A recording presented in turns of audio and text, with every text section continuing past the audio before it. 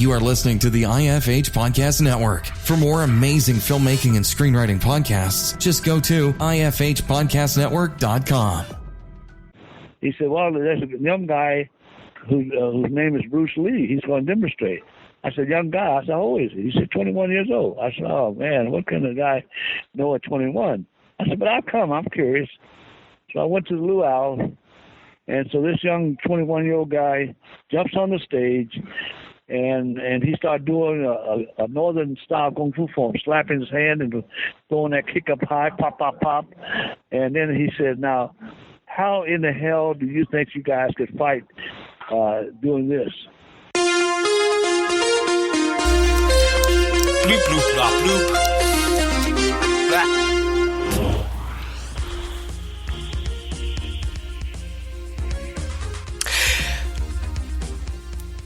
Hey everyone, thanks again for hitting that play button. It's another episode of the Dave Bullis Podcast. Joining me today is Leo Fong. But before I get to Leo Fong, I want to actually mention...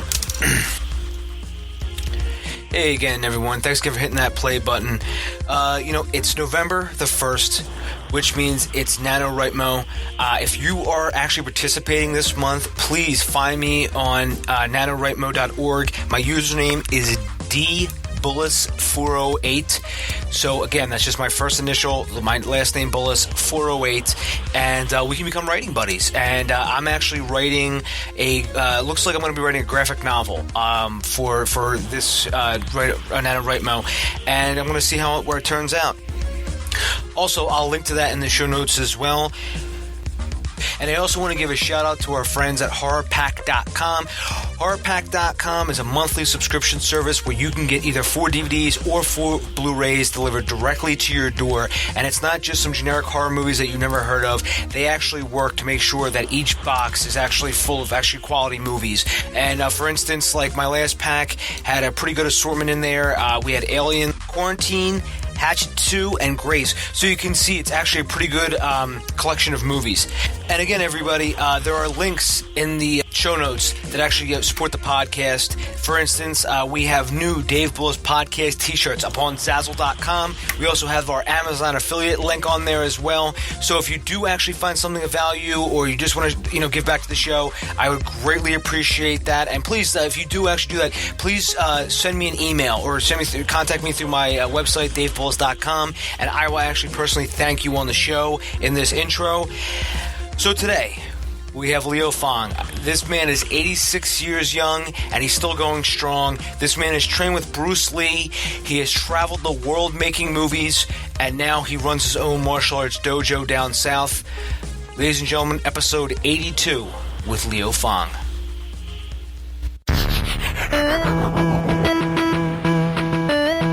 You're listening to the Dave Bullis Podcast.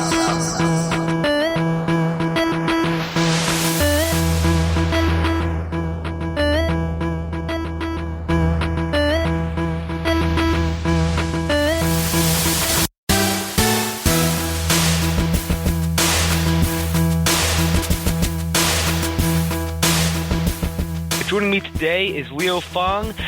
Leo Fong is a Kung Fu grandmaster, Methodist Minister, fitness coach, and filmmaker.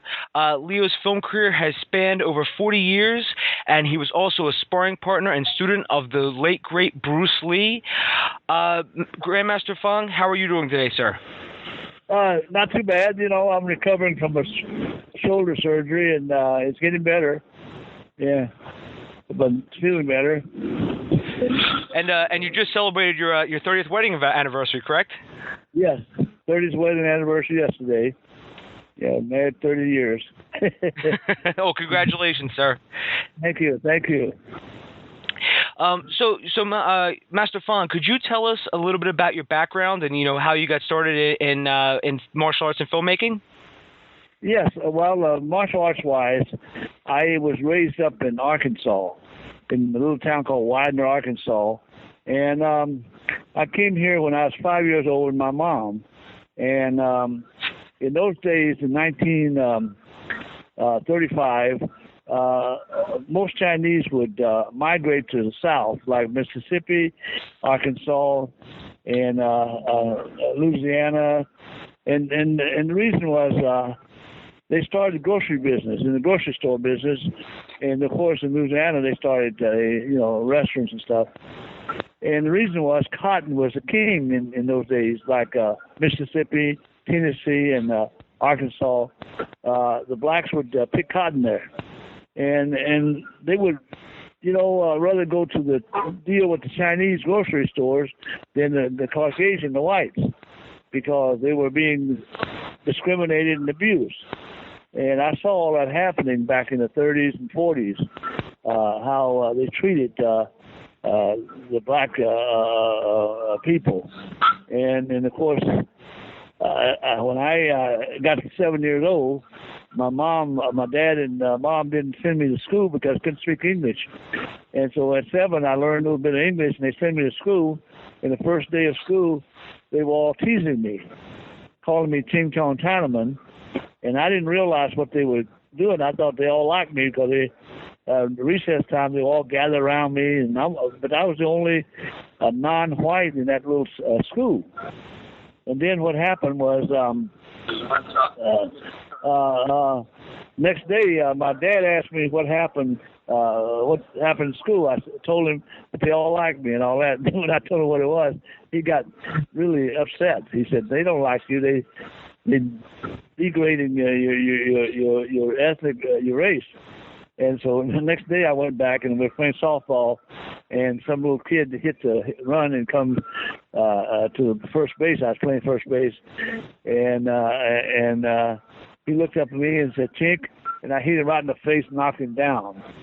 And the next thing I knew, the teacher had me up in there spanking me because I was about probably 89 pounds or something like that. He picked me up and spanking the heck out of me. And they made me stand in the hall, and everybody teasing me as they walked by. So I think that was the beginning of my journey in looking ways to defend myself.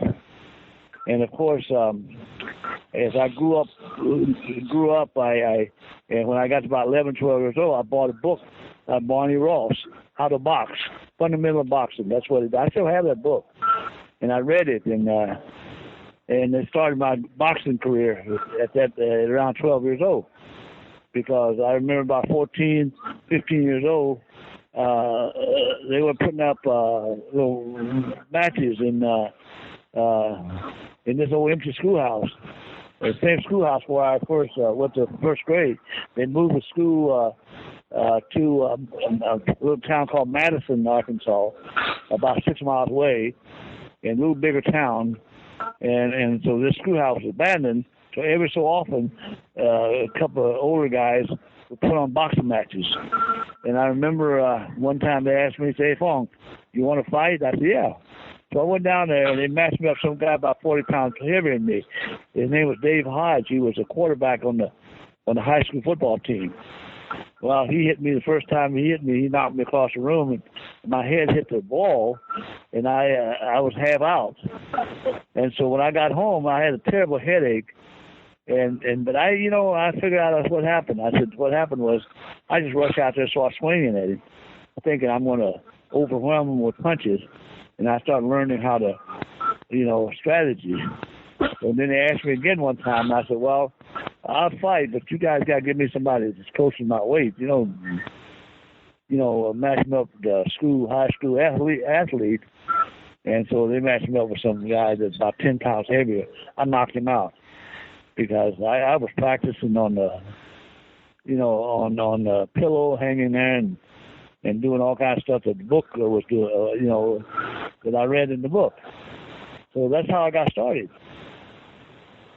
And that's absolutely amazing because back when then they didn't have all the martial arts books. Because I know you mentioned it was a boxing book that you bought.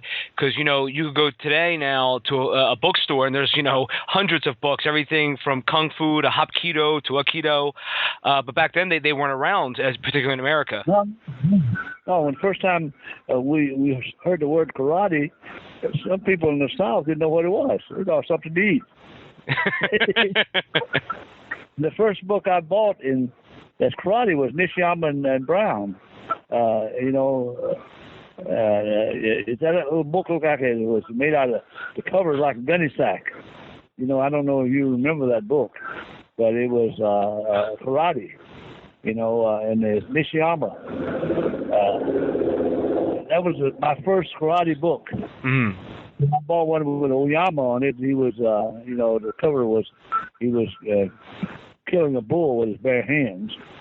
And then shortly after that, I started taking Kung Fu lessons in San Francisco.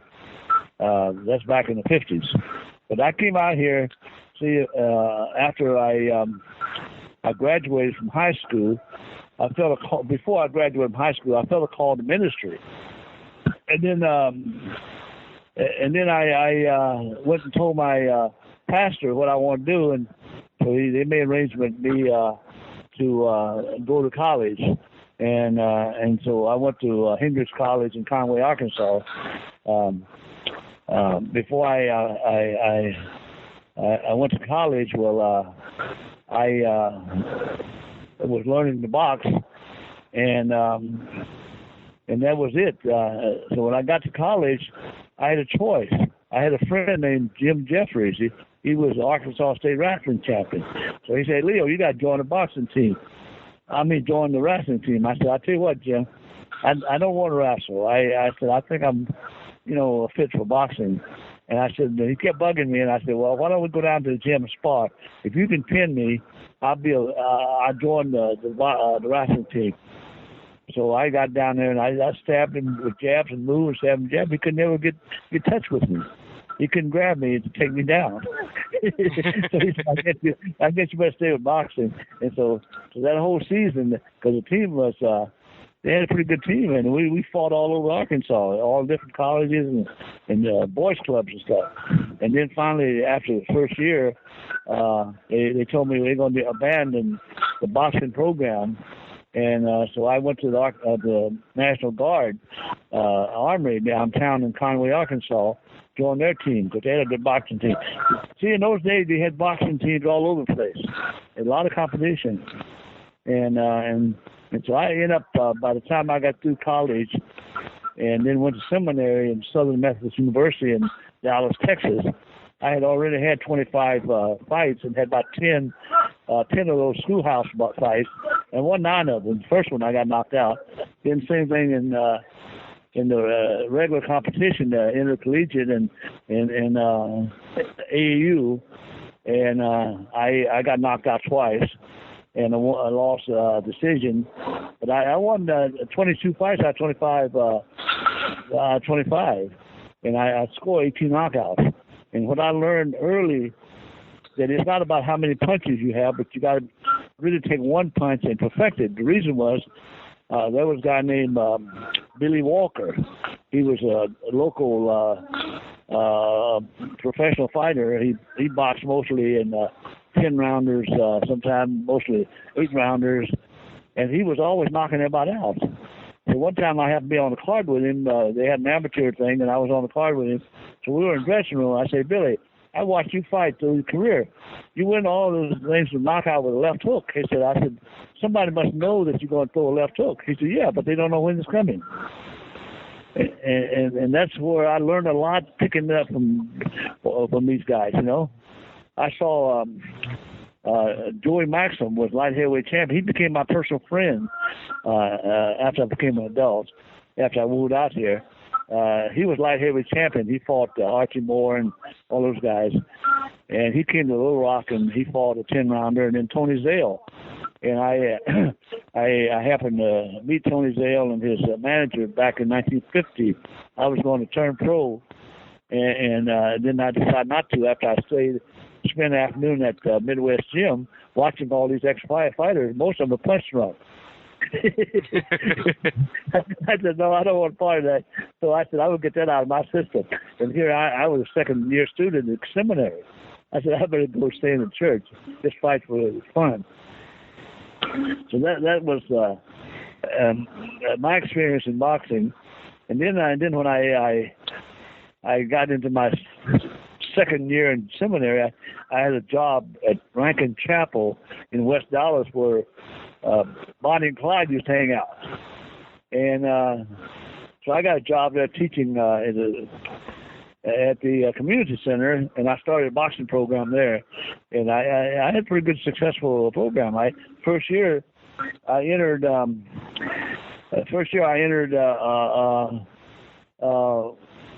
my students in the Southwest Golden Gloves, and out of 10 guys, 9 of them won the championships. You know, either went to the finals or won the championship. Yeah. That's incredible. Yeah. So Master Fong, so you were in seminary when you decided not to go boxing. So when did you start, picking up other martial arts styles? Because I know you've practiced in a variety of styles. So was it soon after that you started to sort of practice other styles and when you met other martial artists? Okay, here's what happened.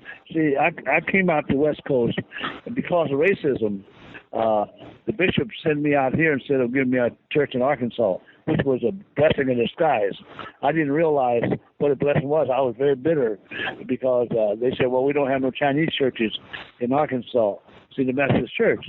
So I said, well, okay. And finally, in the Methodist Church, if you become ordained, they guarantee you a job. You can sue them. But then my colleagues told me to sue them. I said, no, I'm not going to do that. So they sent me out to Sacramento. And that's where I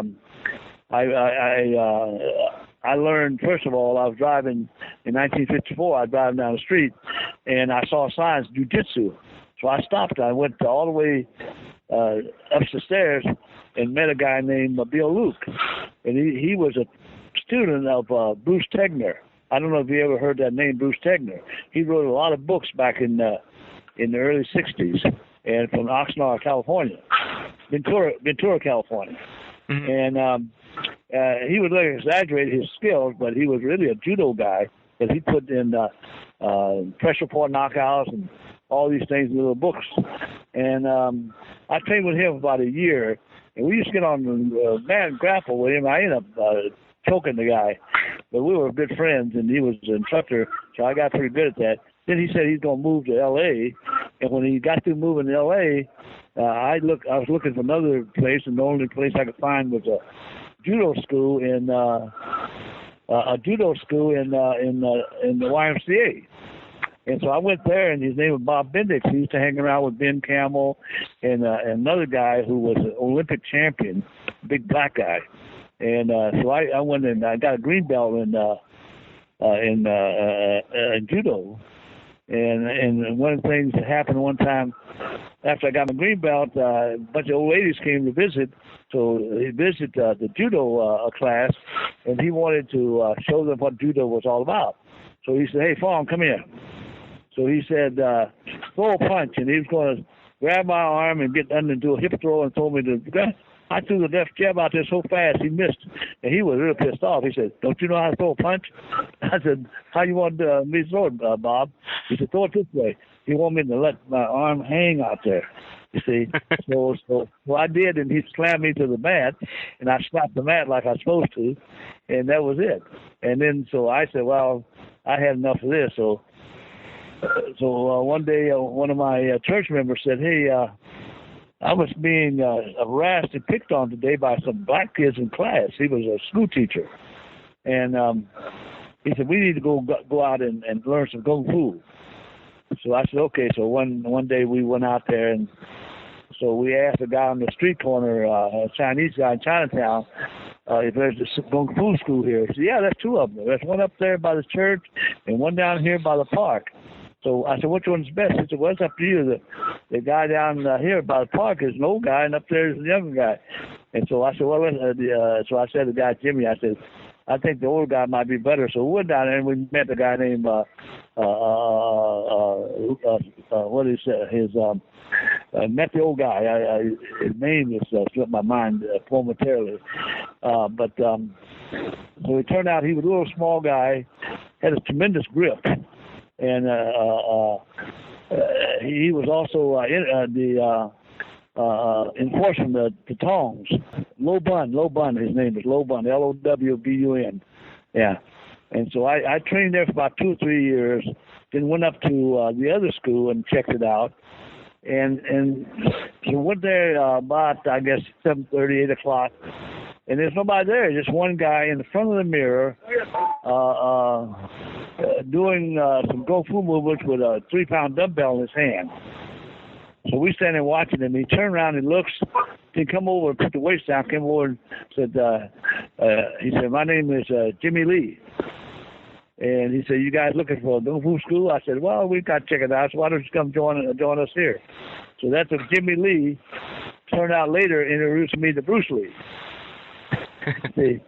And then what the reason was, we were training there, and Jimmy had a falling out with T.Y. Wong, the instructor, because he had published a book, and T.Y. Wong accused Jimmy of shortchanging him with $10. I mean, it's a minor thing, and so Jimmy said, "To hell with that. I didn't teach you out of anything. I'm going to leave." So he said to me, he said, "Leo, you want to train? I'm going to start my own class in my garage. You want to go? Will you follow me or you can stay?" I said, "No, I'll go with you, Jimmy." And I didn't know what's going on, so I went and I go out there every Thursday and Friday night to see him, and so one day he said, "Hey, you want to attend Raleigh Jay's luau?" And I said, "What's happening there?" He said, "Well, there's a young guy whose name is Bruce Lee. He's going to demonstrate." I said, "Young guy?" I said, "How old is he?" He said, 21 years old. I said, "Oh, man, what kind of guy know at 21? I said, "But I'll come. I'm curious." So I went to the luau. And so this young 21-year-old guy jumps on the stage, and he started doing a northern-style Kung Fu form, slapping his hand and throwing that kick up high, pop, pop, pop. And then he said, "Now, how in the hell do you think you guys could fight doing this?" And then he said, it's a classical mess. It's like getting caught in a fish net trying to fight your way out. And I looked around, I saw those old Kung Fu masters down there that some of them I knew. They turned red in the face, and they were embarrassed. And then Bruce was brash and cocky. And he said, "Anybody won't come up here and stop my jab, my finger jab?" So nobody, and then finally some big guy, like a football player, jump on the stage, and bim, he touched him on the forehead. He said, "Maybe I did it too soon. You ready? I'll do it again." So the guy said, "Yeah, I'm ready." Boom, he touched him again. and then finally the guy was kind of embarrassed a little bit, and he shakes his head and gets off the stage, and then he asked if anybody else want to come up. Another guy comes up and tries. Same thing. The guy's hand was so fast, and I said I was interested. And so after the demonstration, Jimmy said, "Bruce is going to stay in my house, and he's going to go back next week to Seattle. And if you want to come Monday night, we're getting gathered together." So Monday night I went to Jimmy's house, and there was about 4 or 5 people there. And I think Bob Baker was one of them. He was one that was in one of the movies. And so one of the things that Bruce demonstrated that night was the 1-inch punch and the trapping, and doing it blindfolded too. And then he said he's going to come down to after he goes back up to Seattle and wrap things up. He's going to come back down to Oakland and stay with Jimmy, and he's going to teach. So I was one of the first students that showed up when he moved down from Seattle to Oakland. And we got to be pretty good friends because they were all in a Wing Chun pose down in that garage. There's about 7 or 8 people that was in that first class. And I asked Bruce, I said, "Bruce, why are you guys all in a southpaw stance and holding your palm up?" So he said, "Well, it's Wing Chun style. And you put your right hand out because your right hand is your power hand." I said, "Are you right-handed?" I said, "Yeah." I said, "But, my knockout punch is a left hook, jab and a left hook. And then my right hand inside, rear hand. And I shot a couple of shots out there, bang, bang, bang." So he said, "Well, you do what you want to do." But I never joined the class so much. I just go out there and mess around a little bit, just see what it feels like. But I end up, every time I come into town, I sit in the living room and talk to him and Jimmy. And and then we begin to discuss different styles of fighting and just everything in general. Just kind of buddy, and he respected me for my boxing skills. And so what I did was just kind of got more out of talking to Bruce and listening to his philosophy and his theories, and he was smart. I'm telling you. So he was. I'm sorry to interrupt, Master. I was just going to ask Master Fong, did you ever actually receive the 1-inch punch? Did he ever do that to you? No, he never did it to me. He would pick up that phone book and give it to somebody else to hold.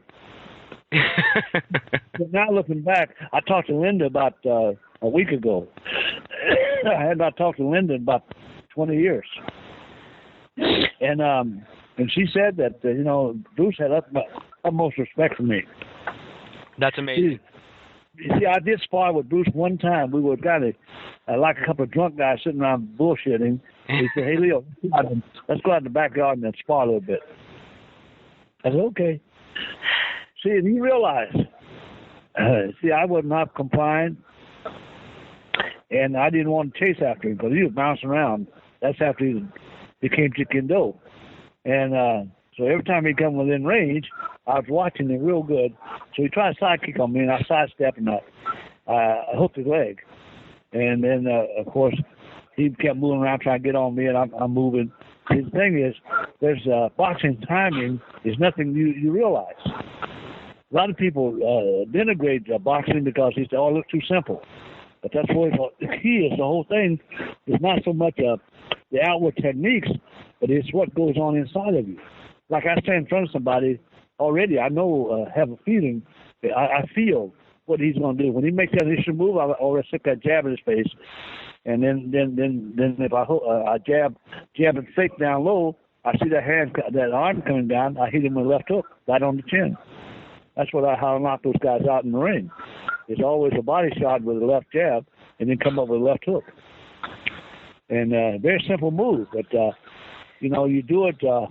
And Bruce Lee said, do it without non-telegraphing move. And see, because he studied after the Wong Jaman fight, when he realized that Wing Chun didn't do it, we did a lot of discussion. And I said, "Bruce, you know what I would have done to him?" He said, "What?" "If he turned around and tried to run from me, I would grab him back in the neck and jerk him back, and I would have crossed him, hooked him, uppercut him. Instead of you were running him, chasing around the room, trying to forward blast him with the Wing Chun punch. It don't work. When you're running away from guys, it's like trying to kiss a girl leaning away from you." So that was it. And then Jimmy was always there, and he agreed with me because he used to box a little bit, So the three of us, were pretty close. I mean, more so than people realize. And that's why I never had a picture taken with Bruce. I never thought about it. I didn't carry a camera around and say, hey, Bruce, let's take a picture. We just hung out, just like you were hanging out with your buddies. You don't have a picture taken all the time. Yeah. Yeah, very true. But Linda will tell you, because she brought that up the other day, because Peter Obart, one of my friends, he's a martial artist in Pennsylvania. He's writing a book on Wade Kendo, the way of the integrated fist. And Wade Kendo really is my version of Jeet Kendo. But I don't use the Wade Kendo because Bruce said, I don't really want anybody going around using what is mine. They have to discover themselves. And the first thing he said to me, he said, "Why are you going to train in so many different styles?" I said, "Bruce, I'm looking for the ultimate, man." So he put his finger on my chest and he said, "The ultimate's in there, man. Take that boxing you have and learn how to kick and grapple with it, and you got it. Hey, man, don't go looking outside of yourself for the secret. It's all in there." That changed my life. I don't go around trying to kick somebody in the knee and jab him in the eye. I have my own way of destroying somebody, If it works, I don't know. and that is so poetic too. That Bruce would say, something that sounds exactly like Bruce and his philosophy of it's all inside of you, and you do things your own way. Because I remember reading when before he passed, he would mention about Jeet Kune Do, and he would say, don't emulate what I do, just find your own path to express yourself. And I'm about one of the few guys that did that. So that's why people never asked me for seminars until recently. The reason I'm piled up saying no to a lot of people, because they say, well, teach the Bruce Lee stuff. I said, no, I teach Leo Fong stuff, and it works for me. Bruce Lee stuff don't work for me. But I have the essence of Bruce Lee stuff, the basic principles that he is behind it. And he discovered, the thing that I watched him. See, before he got into that Wong Jaoman fight, his kicks wasn't that high. Then later he ran into Jun Rhee. And Jun Rhee's, Korean style, and he was kicking high. And so what happened was, and I learned something about Bruce. He'd do the same thing Jun Rhee does, but it don't look like Jun Rhee. It looks like Bruce Lee. So he was able to take somebody's techniques and internalize it, and it comes out Bruce Lee. Because I remember he wanted me to stay to go with him to the International Karate Championship, and he said that Steve McQueen and Gelson Summers going to be there. So I said, no, man, I got to go back to San Francisco. I have a date up there. so I had to do my chance. But I had I had gotten a divorce, and I was dating this girl, and so she's gonna wait on me in San Francisco to go to a play, and so I had to fly back up there, and but he said he was getting dressed, and he had on his underwear. He said, Leo, let me show you something. Man, he popped a spinning back kick out there. I never seen anything like it. And he said, you hear something? I said, yeah, I hear something go pop. I said, but he said, I don't have no gi on, though. I said, no. Must be your joints are making it pop. But he got that spinning back kick from Chuck Norris. Chuck Norris didn't look like that. Chuck Norris looked this, when he did spinning back kick, he just looked like telegraphic. And most times he missed, because I know he fought in some of my tournaments before. But Bruce, that spinning back kick, he used it in all his movies, and he made it pop. And he got that from watching Chuck Norris doing a spinning back kick. And then all these other kicks he watched Jun Rhee. But they don't look like either one of those guys doing it, you see. So that's where he was able to be a step above everybody else trying to imitate him. They didn't know how to internalize it. See, what I did was I internalized his concept. But I found out the concept is already what I already knew from boxing. Most of it come from boxing, because he had all the boxing books, Yeah. I know Bruce Lee was a student of a lot of different martial arts, and I remember reading too. He had a lot of books and libraries, and of just books. You go to his house, he's got 3 bookshelves, and they're all full, wall to wall. They had a lot of martial arts books with boxing and all that. Then he had a lot of philosophy books, and then a lot of books on how to sell real estate. So one day I asked him, I said, Bruce, are you into real estate? He said, no, I'm into real estate. I said, I see. I said, amazing how he could cross-train. And another good example was, one day he called me up, he was very excited. He said, hey, Leo, did you watch Bob Hayes? He used to be a sprinter, remember? Mm-hmm. Next time you get a chance, you watch Bob Hayes. When they say on your mark, get set, he lifts his heels and boom, he's gone. So now, from then on, he was lifting his rear leg heel up when he would close the gap. So he would. That's amazing how you would do that. So that way, he sort of got there even faster. It was almost like he was pushing off to close that gap between you. Exactly. Exactly, because in boxing, I already knew that. Mm-hmm. See, boxing, you on your toes, and a lot of the guys bounce around. They when they bounce around, they were on their toes. Yeah. So Master Fong, around this time, Bruce started to, gain popularity. I have to ask you, do you have any stories of anybody challenging Bruce? Because I remember Linda mentioned that in the documentary, how it got to the point where, Bruce was, some random street brawler would always come up to Bruce or something and try to challenge him. Did you ever see that? No, the only one that was Wong Jumban, but Wong Jumban didn't challenge him. Mm-hmm. It was a guy named David Chin that instigated the whole thing. David Chin had talked about coming over my place and trying to knock me off. Mm-hmm. But he's really chicken inside. Mm-hmm. So he came one time and stood there. I had a boxing gym in Sacramento. So I was when his buddy and my buddy, who's also my sparring partner, Lucky Chen, was my sparring partner, and he was a Wing Chun guy, but I would spar with him in boxing and sharpen my boxing with him, and he tried sharpening his Wing Chun with my boxing, but I always had the edge on him. And he said, "Oh, David's going to come tonight." And I knew David pretty well, but not that well either, So I said, what he's going to do? He want to train with me? He said, no, he's going to challenge you because he thinks he can beat you because he thinks your boxing is crap. I said, oh, really? Okay. And so he came and he stood around while I was teaching a couple of students, and he saw me sparring with my students, and I said, well, I'll take him on after I get through with these two kids. And then he disappeared.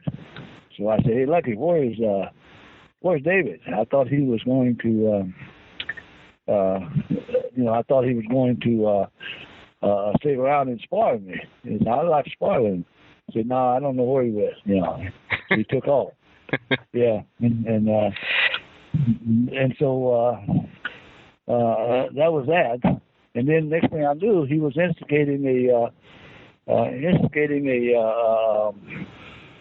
a fight between Wong Jumban and Bruce Lee, going back and forth and says, this guy said this to you, this guy said that to you. And finally, after it's all over, after Bruce Lee kind of embarrassed him, there was no fight there. It lasted about 5 seconds. Bruce said to me, he said, you know what I should do? Go get David and kick his butt. Yeah.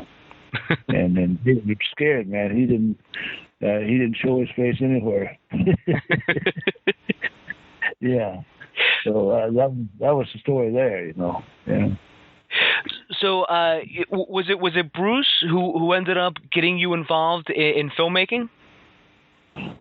No, he didn't do that. He did promise me a part in a movie he's going to do with James Coburn. But then, that project didn't get off the ground. They sold the script to him, and it became David Carradine, Circle of the Sign. Circle of Wine was original script that Fong developed with Bruce Lee. But then somehow they went to India, looked for location, and then they came back and they just couldn't get the financing, I guess, because it was such a big budget. So they sold the thing to Afghan Embassy, and then they developed, they did the movie with David Carradine starring in it. But his movie did, it really didn't put a fire in me that I want to be an actor. I never acted in my life. But one time, a guy in the Philippines called me and wanted to know if I wanted to be another Bruce Lee. And I said, well, I don't know what the deal is. So I'm making a movie, and I want you to star in it. I said, okay, I'll try it. And so my buddy Ron Marchini, who is a tournament fighter, fought Chuck Norris and Joe Lewis and all those guys. So he and I went there, and we made our first movie, and that's how I got in the movie business. I got interested, and but he did inspire me to continue to sharpen my axe and the martial arts thing. Yeah. And he Bruce continues to inspire just generations of martial artists and people, even through his writing and through his movies. And yeah. So Leo, so Master Fong, so that the movie you're talking about, was that Murder in the Orient, the one in the Philippines? Yeah, Murder in the Orient turned into Manila Go, and now Murder in the Orient. That's my very first movie. Ron Marquis and I did it, and then then he decided to do a bunch of stuff on his own, and I did. But then I decided to shoot it in the United States. So my first movie in the U.S. was Killpoint, and it did very well. It did $7 million box office on a $200,000 budget, and it got recognized in Variety and Hollywood Reporter. Yeah, it was amazing, you know. And that was the first time you worked with Cameron Mitchell, correct? Yeah. Cameron Mitchell and his girlfriend Hope Holiday, Troy Donahue, and so I had a lot of these old timers in my movies, you know. Guy named Richard Lynch, who was in Invasion USA with Chuck Norris. And then it's a lot of guys. Richard Norton was in Blood Street. Mm-hmm. Yeah. Yeah, and so when you were working on Killpoint, you worked with Cameron Mitchell, and you worked with him again on Low Blow. Do you have which, by the way, Low Blow is my favorite movie of yours. Oh yeah, really? Yeah. I have the Low Blow poster on my wall, actually. I think it's phenomenal. But so do you have any stories about working with Cameron Mitchell on Killpoint and Low Blow? No, I don't have his stories. No, but I tell you, he and I became good friends, and he had endless stories. When you were with him, you never run out of him listening to stories. He tell you he's been to Hollywood so long that he had stories with Clark Gable, Ava Gardner, and all these old icons, you know, and so. And then the other thing I owe to my last week, yesterday was my 30th wedding anniversary, and Cameron Mitchell and his girlfriend Hope Holiday was responsible for matching up my wife and I, because I remember my late wife had passed away, and Hope called me up one day and said, "Hey Leo, Cameron wants to know if you want to date his nurse." And I said, "Yeah, what's she look like?" And that's what the first thing I asked him. And then Hope said, "Well, she's beautiful." I said, "Yeah, I'm just kidding." So anyway, that's how it happened. Yeah. And anyway, So Master Fong, with Low Blow, as we talk about, where you work with Cameron Mitchell, Low Blow, you actually wrote the screenplay for that movie, correct? Yeah, I wrote the screenplay. Yeah. So was that your first time writing the screenplay? That was the first screenplay, that I wrote. So. How did you go about writing it? I mean, did you because at that point, I don't know how many screenwriting books were out, but did you go and research how to your screenplay format and It's funny, I always did everything ass backwards. So what I did was I said, well, I look at a movie and I said, oh, okay. I that's how it is, and I look at the script that's been written by somebody else, and I said, now the headline's always interior, exterior, in the place, and whether day or night. Then they describe the scene, and so let me see.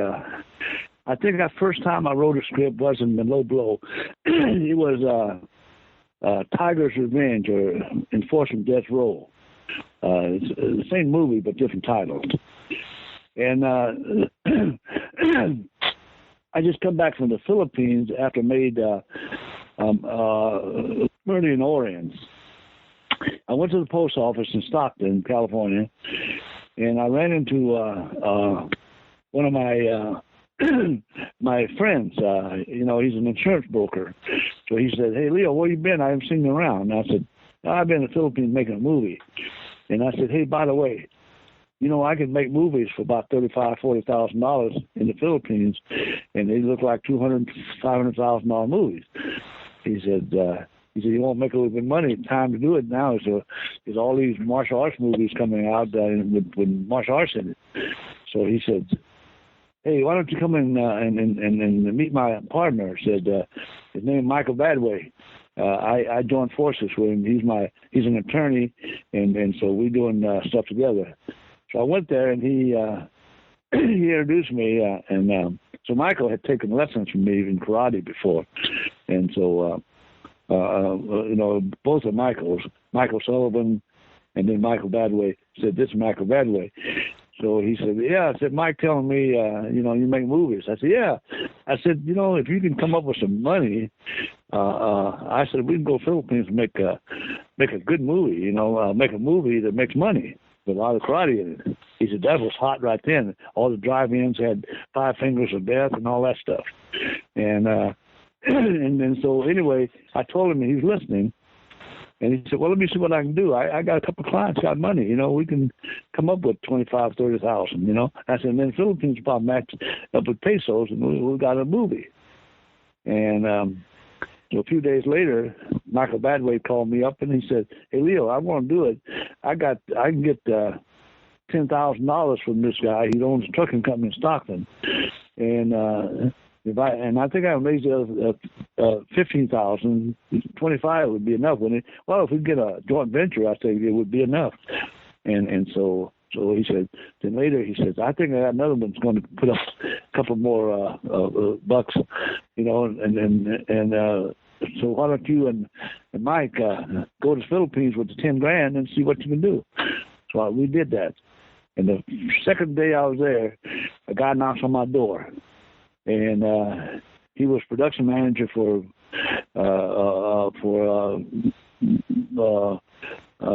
what you call it, that movie that he shot over there. Kind of title kind of passed me, but who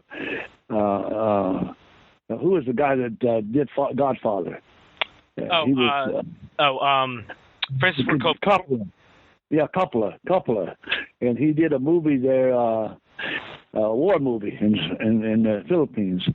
But this guy was a production manager on it, and he said, "Hey, Leo, I got a guy whose father just died, and he inherited some money, and he wants to put his peso into an international production." I said, "You came to the right place, man." I said, "I got maybe 500,000 pesos. I didn't tell him I got $10,000. I just said 500,000 pesos." he says, let's meet for lunch. I'll get him to meet for lunch. He might be the guy you want. You the guy he wants to see. So we went to lunch and we talked. And so he said, let's sign a contract tomorrow. I'm interested. So we did, and so we did Enforcement Death Row. With the joint venture, I used all the pesos first, and then we shot some U.S. scenes, and I used my dollars. We didn't have to raise the other money. $10,000 did it, and came back, and the movie was shot for less than $50,000, and it made about $300,000. And I independently distributed the thing with a friend of mine who was in the distribution. So I traveled to movie, went to Texas, Louisiana, Alabama, Florida, yeah, and that was the beginning of the history of my movie making, and then of course one thing led to another, and then I was shooting a movie every year, yeah. And that's a great way to actually be able to go town to town, because even in like the 30s and the 40s in America, that's the way they used to exhibit movies. They used to go around like that, and I know a few filmmakers who, such as Kevin Smith today, they were doing things like that. They were actually just showing it from town to town, and then so local venues, and then but now obviously you were promoted online, and then that's the way they spread the word. But and so when you were writing Low Blow, what was some of your inspirations for the movie? Sort of like the writing and the feel of the movie. Well, the thing is, I thought about this private investigator. He's kind of sloppy, like what was that? God, I have a problem remembering these things. But that fellow that's kind of sloppy. He was Columbo. Columbo, yeah, Columbo. So what is his name?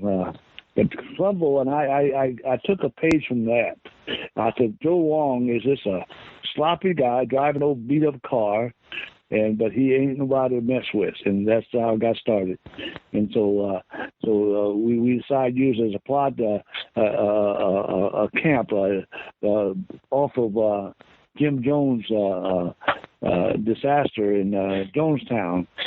So that and then Cameron Mitchell played the Jim Jones type of character. He was kind of nutty.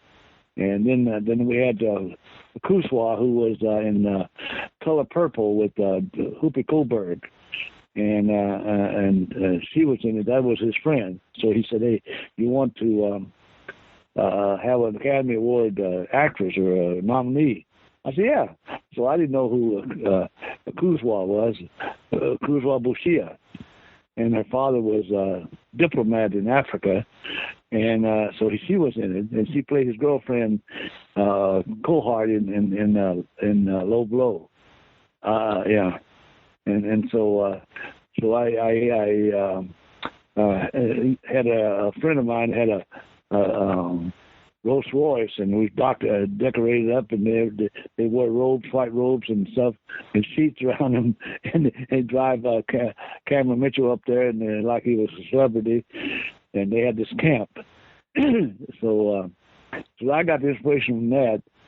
And then mainly the character was Columbo, you know. Yeah. So, you mentioned one of my favorite things about Joe Wong, your character you played, was that car he drove, because it would never start, and he always had to beat the engine, and he always got the parking tickets. Yeah. A back seat full of parking tickets, and I bought that car for $125 at my mechanic's place. He had that car sitting there. I said, "That's the idea." It was red. It resonated in a color, and it was junky looking. And I said, "How's this car?" He said, "Well, it's got a rebuilt motor in it. But the body looks kind of shitty, you know." I said, "Well, how much you want for it?" He said, $125 cash. I said, "Okay."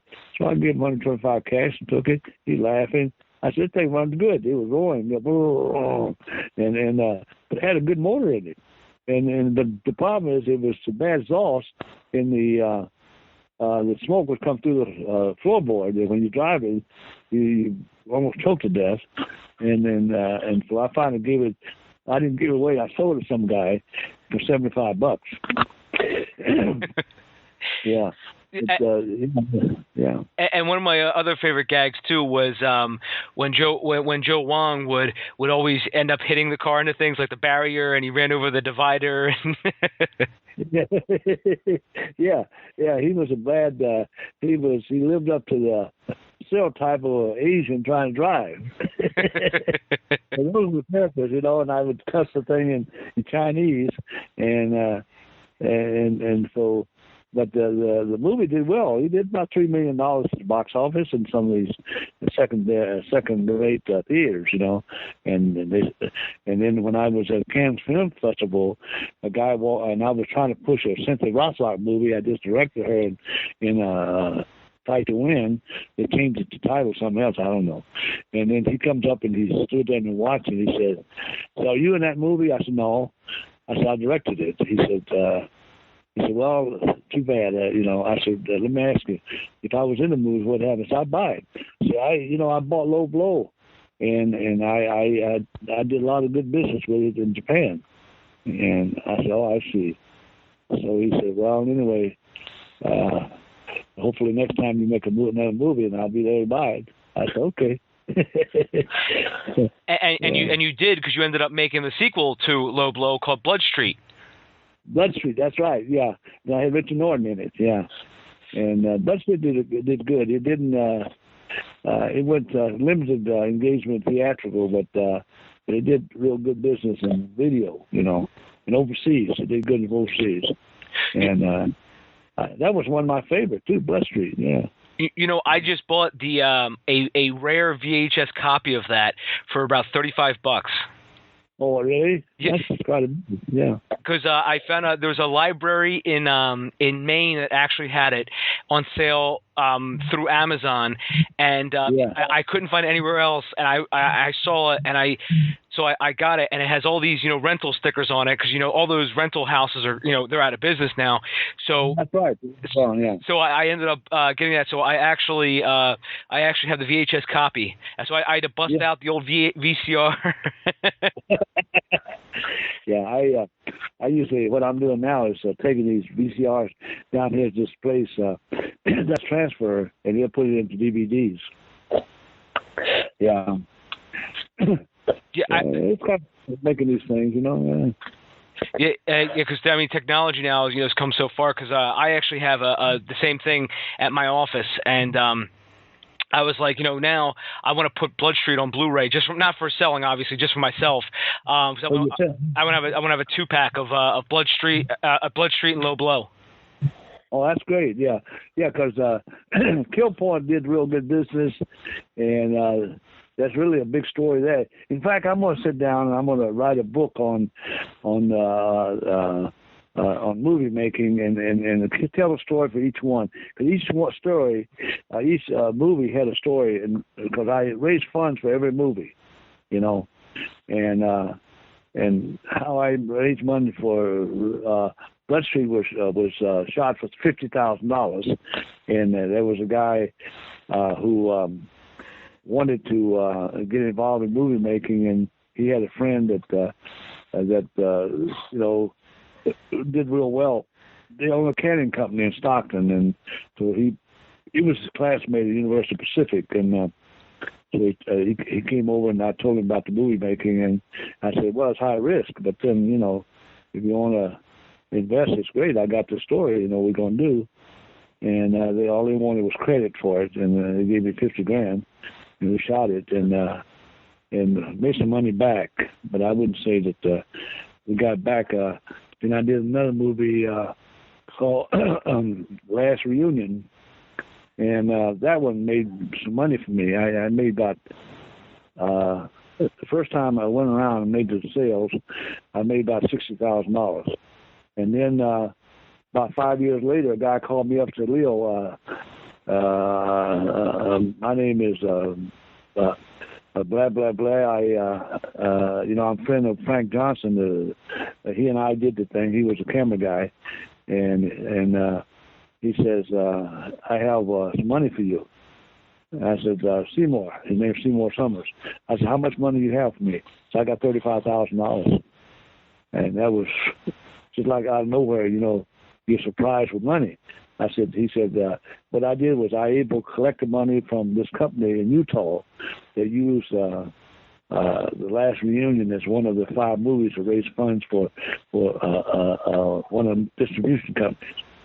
And so I went and got the $35,000, and I said, how much you going to get, Summer? And he said, $3,000. So gave him $3,000, so I had, and split the rest with Frank Johnson. I called Frank Johnson that one day, and I said, Frank, got a surprise for you.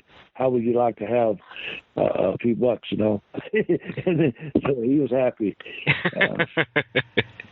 And he became now cameraman director of one of the top television series back in the 90s, because he had gone really move up in the business. Yeah. And I think that is a great idea, Master Fong, to create a filmmaking book, because I have I know you can't see it right now, obviously, but behind me is just a library of all types of filmmaking books, and one thing that I've learned over the years is about financing and stuff like that from plethora of sources. But it's always just interesting to hear because there's never in the filmmaking business, there's never one way to do anything. There's never one way to raise money, and there's always I'm always interested in hearing all these innovative ways, interesting ways about how somebody funded a film. I've had for instance, I had one filmmaker on here, and this is you mentioned filmmaking is high risk. He actually ended up losing his house because of it. Oh yeah. No, you don't put your house. There's certain things you don't do. Yeah. You get other people's money, and he don't mind. See, I raised money for another movie. I think it was Bamboo Trap. Blind Rage, and so it was 5 blind guys robbing a bank, so one of the guys in there, one of the black guys in there, was a minister. He's a good friend of mine, and I preached at his church a few times. And he had a good friend that's in the trucking business in Richmond. So he said, "Well, let me go check with this friend of mine." And so he had me in his office. He said, "Well, I'm going to give you the money because of my friendship with Booker. And let me tell you something. I'm going to give you $5,000, and I don't expect to get it back if you do your best. But if you don't do your best, I'm going to be really upset." I said, "Okay." So we finished the movie, and then we had a premiere showing in San Francisco, a special screening. So I invited him there. He looked at the movie, and he was really happy. He said, "Hey, I'm glad I invested in it. Down the road, you need more money. Let me know." You see, he didn't care about getting the money back. He just wanted to see that we did it sincere and good intention, do our best. That's all he wanted.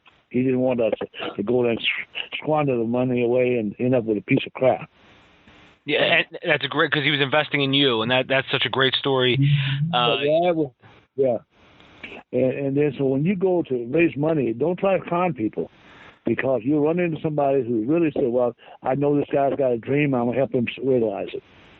See, and so that's why the book would have some depth to it, because of that kind of type of thing. When you go in to ask for investors, make sure you got the right motive, right motivation, as well as believing in your vision.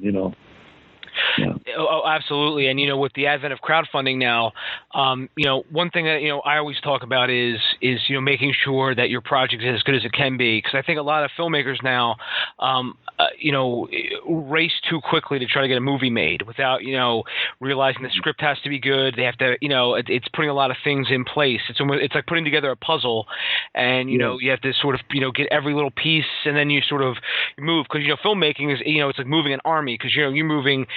Some films have hundreds of people, because there's from crew and cast, and other films there's a smaller bit, but it's still it's like moving this massive amount of people and getting them all coordinated and getting them all seeing the vision, and that's why with crowdfunding, and same as finding equity funding, it's always making sure that everything is as best as it can be. Yeah, that's right. You have to, and so I learned quite a bit doing it on my own, because at the beginning, when you didn't have too much money, you depend on people. They jerk you around, and I said, well, when I went to the Philippines I got to film, I sponsored him over here later, but I didn't appreciate the fact that I had him direct the thing, and he pushed his old car he owned on me, and he wanted to smash it up. And he wanted to do a scene in Tiger's Revenge, where he had a clamp, flying a helicopter, and he clamped a thing on the car and drive it into the sea. I said, well, that's not going to happen. In real life, you throw on the brakes, that helicopter will come crashing down. Mm-hmm. But he wanted to get rid of that car, so I said, how much you want for the car? He said, 25,000, 30,000 pesos.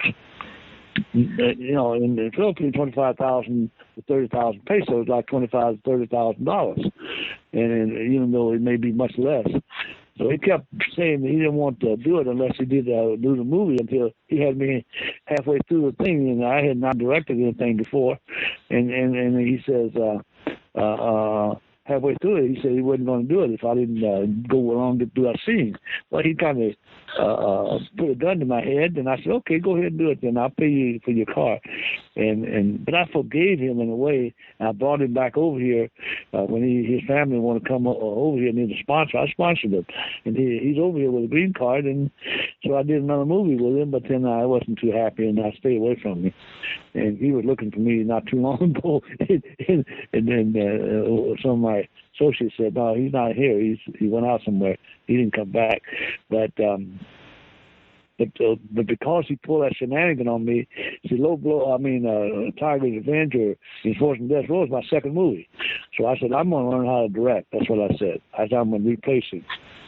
And so what I did was I kind of acted as assistant director to my friend who directed Low Blow.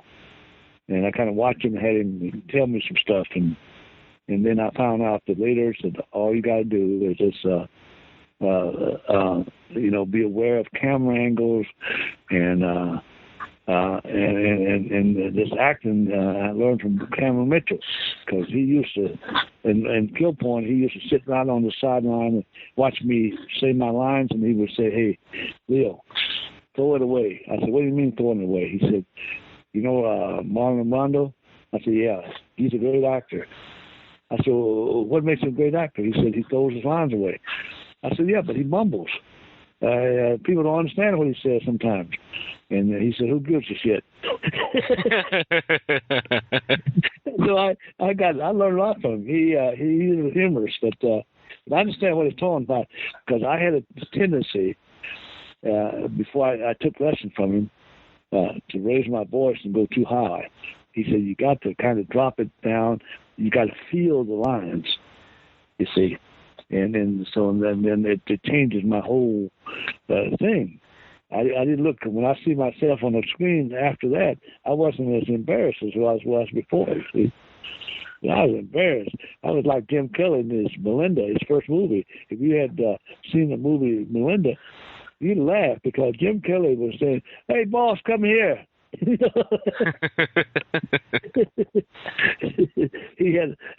got so high in his voice, it was just too high, too pitched. But the difference between stage acting and movie acting is opposite. Stage acting, you will project. In movie acting, you want to communicate a feeling, and eyes tells a story. Yeah. So, and you always learn more by doing, right? And that was so great. You get to learn from Cameron, and you get to learn, directing while on set, watching, and that is, and that is irreplaceable. That type of learning and that type of training. Yeah, it is. You learn by doing, and that's how I learned. Even preaching, I went to seminary for 3 years after my BA degree. And the only way I learned, it was just making mistakes. And finally I said, well, a lot of people in seminary says you don't ever want to use this manuscript. You want to get up and really communicate with the audience. And I always forget a lot of stuff. So I said, no, I'm going to learn how to preach from a manuscript. Rather than read from a manuscript, I'm going to preach from a manuscript. And wow, that changed the whole thing. When I got through with the service, people complimented me, said, "You got a great sermon," because I did not omit anything, and yet I was able to depend on that manuscript, but I didn't read it. I preached from it, and so you'll find different niches and different tricks of the trade when you start doing it. When you start reading and trying to get advice from everybody, you get tangled up in all that opinion and stuff, Right. It's sort of like how Bruce told you, this is my way. You have to find your own way. Yeah, exactly. Yeah. And I really like that, because when I do it my way, you're almost unbeatable. I'm telling you. Master Fong, you mentioned there's something I forgot to ask you about Low Blow. There's a scene in there where your character Joe Wong, he's fighting through the cult, and one scene really stands out, and that's the scene where I believe you either stomped or punched the one of the henchmen's head, and his head sort of collapsed. I just wanted to ask, if you don't mind, again, I'm a big fan of the movie. How did you guys do that? And two, was that in the script, or is that something that sort of just came on set as sort of like a spur of the moment type thing? It was spur of the moment. You see, what happened was some guy had a plastic head on the set. And I said, "Oh, that's interesting." And and he said, "You can have it. You want to do what?" I said, "What if I destroy it?" He said, "I don't care." So I said, "I'll tell you what. I got a idea." And I said to the camera guy, I said, "Hey, Frank, I want to send somebody down to the meat shop and get some hamburger meat and stuff it in his head." and I'm going to lay this head down, and what I want to do is throw this guy, and as you throw him, your vision is on him getting thrown, and then now you cut to my feet, smashing his head. It's already there, and you won't see that it's not connected to his body. Yeah, see, so that's how we did it. We pulled a trick there. It looked like he got smashed.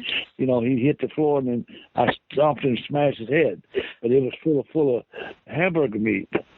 Yeah, that's how we did it. It wasn't in the script, It just, we made up that scene. Just have him as you smashed my car, Tom, and blah, blah, blah, blah. That's right, because you did cut apart his car with that with the saw. Yeah, with the saw. Yeah, that car belonged to the camera guy. He said, "I don't want it. You want to destroy it." I said, "Well, let's get a power saw and saw that thing in half. That would be a pretty good scene." Yeah, yeah, it was fun. It was fun making that movie. Everybody had fun. Yeah. Yeah, I could tell because it was an enjoyment to watch too, and I could tell when people enjoy themselves making the movie, it shows. It definitely shows on screen. Oh yeah, exactly. Yeah, exactly. Everybody's happy. And no ego involved. And yeah. So, Master Fong, I know I've been talking your ear off for over an hour now. I thank you so much for coming on the show. So I definitely want to have you back sometime if you ever want to come back on. Oh, excellent! Thank you so much. And I wanted to ask, this is what I always ask this question to all my guests. Is do you have any closing thoughts or anything you want to say just to sort of put that period at the end of this interview? Yeah, my thought is that you got to keep everything in perspective, and you can't take everything serious. And I believe that humility and integrity are two things that we have to have, and I try to live up to that.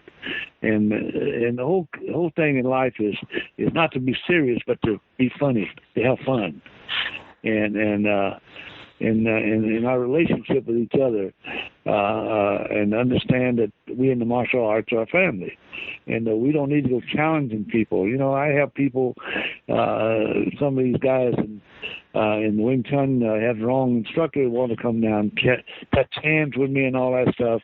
And I tell my students that they're going to be surprised. I don't touch hands like they think I'm going to touch hands. I said, I'll smash a look in the face. I said, but I rather make friends than make enemies. And I think we have to keep our martial art in perspective. And it's something that we can do in movies and in fitness and all that. It's a great path to travel, and I think we need to value it like a religion. That's very well. Yeah, what I have to say. Yeah. I was going to say. I'm sorry for interrupting. I was going to say it's very well put, Master Fong. That's very true. And I wanted to ask you too. So, where can people find you at online? Well, go to leotfong.com. leotfong.com is my email address, and there's a website called leotfong.com. and there's some. I have a website, with products on it and stuff. I don't really push trying to sell anything. It has my biography in there and all that stuff. Yeah. Excellent. And again, I'll link to that in the show notes. So for everyone who wants to find Master Fong online, everyone, you can find me at davebullis.com, and Twitter, it's at Dave_Bullis. Master Fong, again, I want to say thank you very much for graciously giving me some of your time to talk on this show. And again, please, whenever you ever want to come back on, please just let me know, and I would be happy and honored to have you on again. Okay, thank you. You're more than welcome. And again, and if that book, I can't wait to read that filmmaking book. Okay, all right, good. I'll let you know. All right, thank you very much. All right, you're welcome. All right, Master Fong, have a great night, and I will talk to you very soon. Okay, you too. Thank you. Find Dave at davebullis.com. Please make sure to subscribe and share the podcast.